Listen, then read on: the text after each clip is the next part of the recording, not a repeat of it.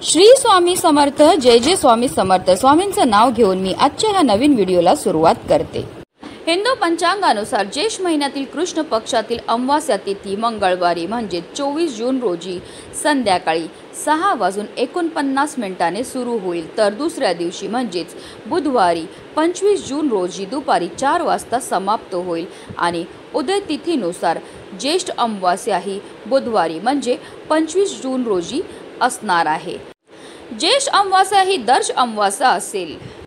ज्येष्ठ अमावास्येला पितरांसाठी तर्पण, श्राद्ध, दान, ब्राह्मणांना भोजन इत्यादी करावं। स्नान केल्यानंतर तर्पण करावे, पूर्वजांची कृपा राहावी यासाठी पिंडदान, पंचबली कर्म करावे, पूर्वजांना प्रसन्न करण्यासाठी अन्न आणि वस्त्र दान करावे। यामुळे अतृप्त पूर्वज प्रसन्न होतील आणि घरावरील पितृदोष दूर होईल।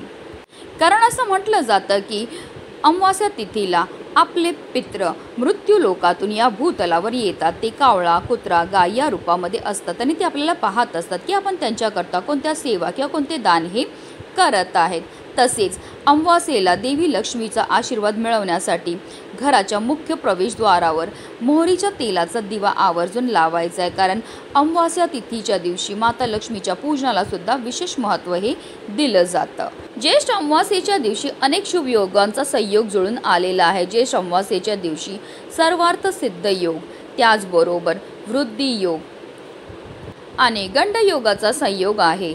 या शुभ संयोगांमध्ये आपण जे पण कार्य करतो, पूजा करतो, सेवा करतो, उपाय करतो त्याचं अनंतपटीने आपल्याला पुण्यफळ हे प्राप्त होत असतं।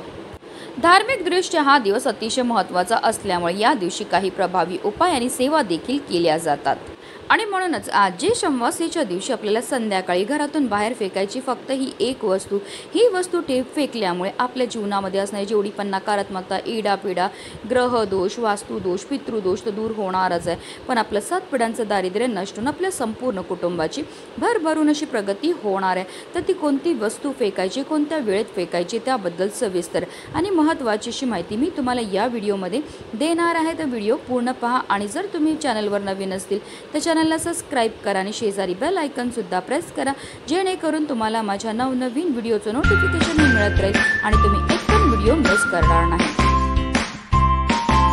अमावास्येच्या दिवशी आकाशात चंद्र दिसत नाही। चंद्र हा मनाचा कारक मानला जातो आणि म्हणूनच अमावास्येला काही लोकांचं मन हे चंचल होत असतं। अमावास्येचा त्यांच्यावर खोलवर परिणाम होतो आणि कधी कधी नकारात्मक शक्तींचा सुद्धा या लोकांवर प्रभाव पडतो। बऱ्याच लोकांना अमावास्या आली की भीती वाटते। त्यांना असं वाटतं की अमावास्येचा दिवस हा वाईट आहे, पण अमावास्या ही इतर तिथीप्रमाणे अतिशय शुभ आहे। अमावास्येच्या दिवशी माता लक्ष्मीची आवर्जून पूजा ही केली जाते। त्याचबरोबर जर काही प्रभावी उपाय आपण केले तर त्यामुळे निश्चितच आपल्या जीवनामध्ये असणाऱ्या सर्व दोषांपासून आपल्याला मुक्तताही मिळत असते। आता हा उपाय आपल्याला कधी करायचा, तर हा उपाय आपल्याला संध्याकाळी 6 वाजल्यापासून 7:30ची जी वेळ असते ती माता लक्ष्मीची आगमनाची वेळ असते आणि त्या वेळेमध्ये जर आपण काही प्रभावी उपाय केले तर त्यामुळे माता लक्ष्मी आपल्यावर प्रसन्न होते आणि तिचं अखंड आगमन आपल्या घरामध्ये होत असतं। पण आता काही कारणास्तव जर तुम्हाला या वेळेमध्ये हा उपाय करणं शक्य नाही झालं तर अगदी रात्री 12 वाजेपर्यंत सुद्धा तुम्ही हा उपाय जो आहे तो करू शकतात। हा उपाय सुरू करायच्या अगोदर आपल्याला सर्वप्रथम देवघरामध्ये दिवा हा प्रज्वलित करून घ्यायचा आहे। कारण कोणतीही सेवा किंवा कोणताही उपाय जर आपण अग्नीच्या साक्षीने केला तर त्यामध्ये आपल्याला निश्चितच सफलताही प्राप्त होत असते। त्यानंतर आपल्याला विधिवत देवपूजा ही करून घ्यायची। तसेच आपल्या घराचे सर्व दरवाजे आणि खिडक्यासुद्धा आपल्याला खोलून टाकायच्यात, कारण आपल्या घरामध्ये असणारी जेवढी पण नकारात्मकता, इडापिडा, दोष आहेत, अलक्ष्मी येथील आपल्याला घरातनं बाहेर काढून टाकायचं आहे।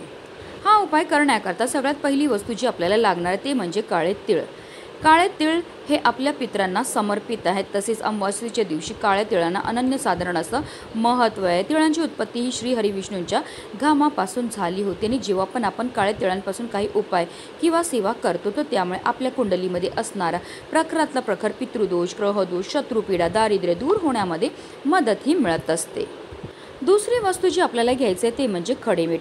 खडेमिठामध्ये जे तत्त्व असतात ते आपल्यामध्ये आणि आपल्या घरामध्ये असणारी जेवढी पण नकारात्मकता, इडापिडा, नजरबाधा दूर करण्याकरता अतिशय प्रभावी मानला जातो. त्याचबरोबर मीठ हे माता लक्ष्मीला अतिशय प्रिय आहे, म्हणून त्याला लक्ष्मीकारक असं सुद्धा म्हटलं जातं. तिसरी वस्तू जी आपल्याला लागणार आहे ते म्हणजे पिवळी मोहरी. अगदी थोडीशी आपल्याला पिवळी मोहरी घ्यायची. जिथे पूजेचं साहित्य मिळतं तिथे तुम्हाला सहज ही पिवळी मोहरी जी आहे ती भेटून जाणार आहे. पिवळी मोहरी तंत्रमंत्र क्रियांमध्ये वापरली जाते. आपल्यावर जर कोणी नजरबाधा केली असेल किंवा वाईट शक्तींचा प्रभाव केला असेल, करणीबाधा केली असेल, इडापिडा असेल, तर पिवळी मोहरी अतिशय प्रभावी मानली जाते.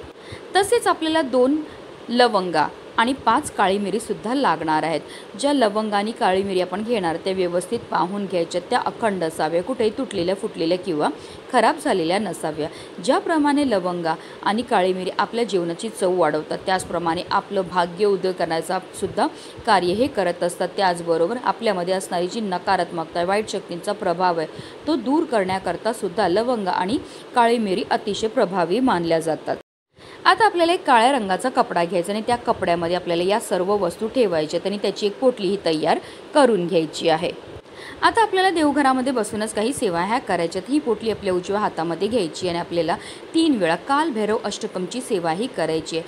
अमावास्येच्या दिवशी कालभैरव अष्टकमची सेवा करण्याला विशेष महत्त्व हे दिलं जातं. आता या पोटलीवर आपण ही सेवा केल्यामुळे ही पोटली जी आहे ती अभिमंत्रित होते. ही अभिमंत्रित पोटली काय करायची आहे, आपल्या घरामध्ये जेवढे पण सदस्य असतील त्या प्रत्येक सदस्याच्या डोक्यापासून पायापर्यंत आपल्याला 7 वेळा उतरवून घ्यायची आहे.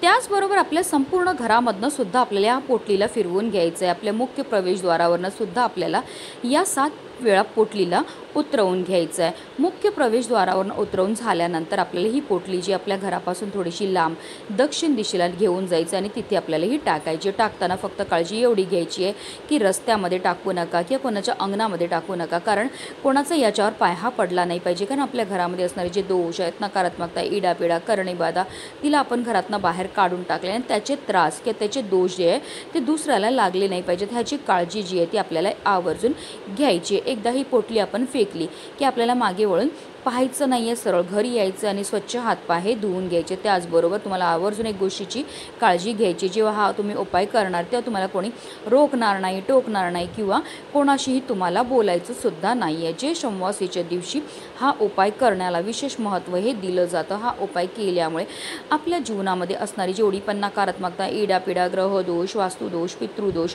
तर दूर होणारच आहे, पण आपलं 7 पिढ्यांचं दारिद्र्य नष्ट होऊन आपल्या संपूर्ण कुटुंबाची भरभरून अशी प्रगती होणार आहे. म्हणूनच व्हिडिओ जास्तीत जास्त लोकांपर्यंत शेअर करा, जेणेकरून प्रत्येकाच्या आयुष्याचं कल्याण हो हीच मनामध्ये इच्छा. श्री स्वामी समर्थ. जय जय स्वामी समर्थ.